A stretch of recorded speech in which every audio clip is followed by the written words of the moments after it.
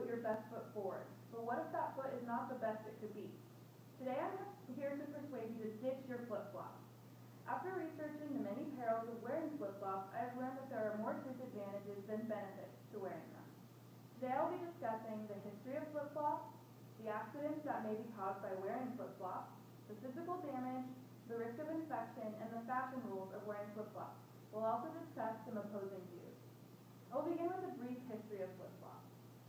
Stylist.com, a popular fashion blog, reports that the earliest pair of flip-flops can be traced back to 4000 BC in ancient Egypt. They were made of papyrus and palm leaves. Many different cultures have had an adaptation of flip-flops, made from materials such as rawhide in Africa, wood in India, rice straw in China and Japan. According to the New York Times and Elizabeth Semmelhack of the Beta Shoe Museum, flip-flops with a rubber sole originated in Japan, where the rubber industry was on the rise. In Japan, they were originally termed Zeros, and the Hiroshima Rubber Company exported the shoe in the 1950s. Western cultures then started calling them thongs based on the shape of the leather strap between the toes. In the 1960s, when the thong undergarment became popular, the name changed again. The term flip-flop came from the slapping sound they make when you walk. Over time, they have become an icon of California beach life. Styles and materials have evolved, and they can now range from casual to fancy. Now that we know where they've come from, let's discuss where they've gone. CNN Health published an article in 2012 by Marina Somer that warns of the accidents that may be caused by wearing flip-flops, such as falling down, twisting ankles, and breaking bones, all of which are due to lack of structural integrity of the shoe. In 2004, Weymouth High School banned students from wearing flip-flops to school, citing safety concerns. In an article in the Boston Globe, school committee chairman Sean Guilfoyle reports that prior to the ban, students were at risk for many foot injuries, such as tripping down the stairs. Also, the high school offers many vocational programs that require students to wear sturdy boots. Flip-flops in the hallways didn't stand a chance against the workers, which increased the number of flip-flop-related injuries. High schools across the country have banned flip-flops as part of the school dress code due to the risk of injuries. WebMD also suggests that flip-flops pose a threat while driving. Flip-flops may become wedged under the brake or gas pedal, potentially causing serious traffic accidents. While broken bones and fractures will heal in time, there are more serious prolonged side effects of wearing flip-flops. Physical effects of wearing flip-flops can be of many things. There are several physical consequences to wearing flip-flops, such as periods of pain and other causes that are more lasting. In an article titled "To Flip-Flop or Not, the First Foot and Ankle Clinic Points to Flip-Flops as a Major Cause for Tendinitis."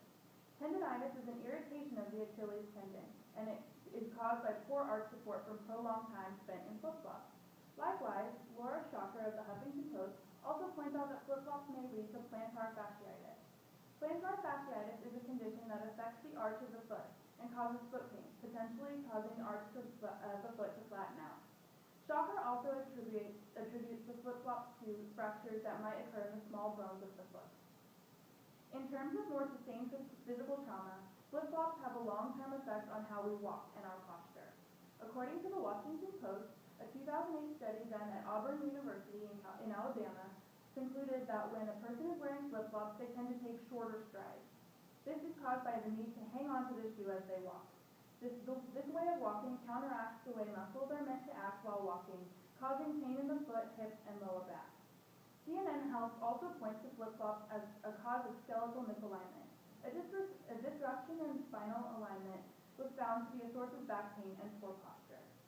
Now that we've addressed the physical effects of wearing flip-flops, let's discuss who else might be taking advantage of your flip-flops. Wearing flip-flops exposes your feet to the elements. Cuts and wounds may occur and dangerous bacteria may find its way in. WebMD warns of potential hazards of wearing flip-flops, such as cuts from glass and puncture wounds.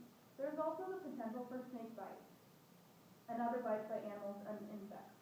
Snake bites are more common when a person is wearing flip-flops in the yard. Dr. Sean Bush, a venom expert here in Southern California, reports treating many children and adults for snake bites on their feet due to wearing flip-flops outdoors. An article in the Daily News titled "Flip-Flops Are a Magnet for Dangerous and Deadly Bacteria" authors Leah Chernikoff and Jacob Osterhaus discuss a dangerous bacteria called Staphylococcus aureus. Staphylococcus aureus can find its way into a cut and then into the bloodstream. Left untreated, an infection could be deadly. Dr. Dennis Kinney is quoted saying, "It can make you pretty sick if it got into a wound and into your blood, where it would attack all of your internal organs." In addition to Staphylococcus aureus, researchers found that at the end of the day, one pair of flip-flops could be harboring over 18,000 bacteria. The bacteria were made up of several different varieties, including fecal bacteria and E. coli. While most of the damage done by wearing flip-flops is physical, there is also risk of a person's sense of style. A lifestyle article by Polly Yeager of the Washington Post recounts a flip-flop incident that caused some trouble in the fashion world. In 2005, members of Northwestern University's women's lacrosse team wore flip-flops to meet President George W. Bush. The incident raised questions of when and where flip-flops are appropriate.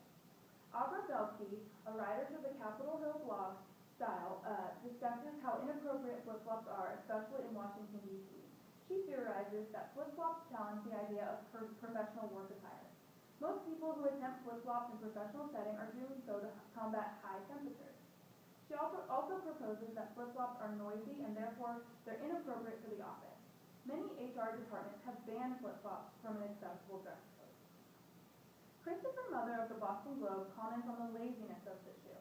He discusses how flip-flops are, quote, eroding what's left of society's standard for respectful appearance.